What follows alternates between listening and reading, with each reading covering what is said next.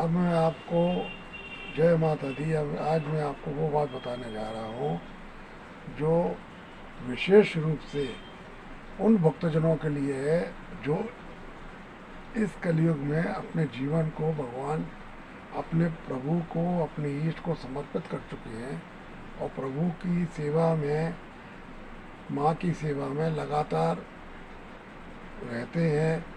कर्म करते हुए भी वो भगवान की सेवा में लगे रहते हैं। कर्म को ही भगवान का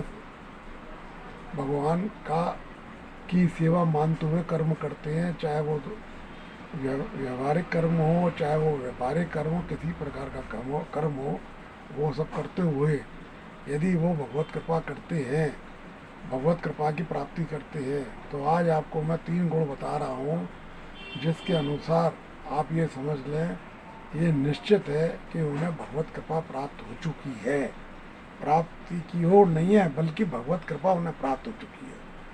पहली लक्षण ये है कि मृत्यु का भय उनके अंदर से खत्म हो जाता है।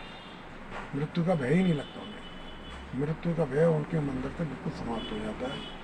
दूसरा लक्षण ये है कि जीवन के प्रति जीने की इच्छा खत्म हो जाती है। जीवन के प्रति मोह खत्म हो जाता है। जीवन के प्रति मोह खत्म हो जाता है और जीने की इच्छा ही खत्म हो जाती है। ये दूसरा सबसे बड़ा लक्षण है। और तीसरा लक्षण है कि हर समय प्रभु की सेवा, प्रभु का ध्यान, और आँखों से आंसू झड़ने लगते हैं। बार बार रोने का मन करता है, बार बार ये लगता है, हे प्रभु, अब इस विषय रूपी संसार में मुझसे जिया नहीं जाता, आप किसी भी तरह से मुझे अपनी शरण में ले लें। ये इससे बड़ा लक्षण और कोई नहीं है। जिसको ये तीनों लक्षण की प्राप्ति है, उसे भगवत कृपा प्राप्त हो चुकी है और वो भगवान की शरण में जा चुके हैं।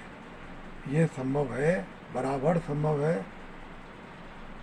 ये बात, ये कार्य और ये सिद्धि और ये भगवत कृपा सिर्फ संतों तक ही सीमित नहीं है, महात्माओं तक सीमित नहीं है। आप लोगों के लिए भी ये संभव है।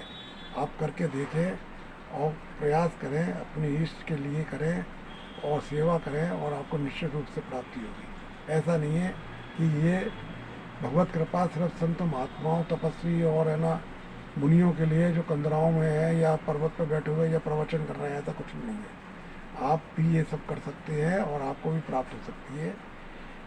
ये मैं आपको बता रहा हूँ। जय माता दी।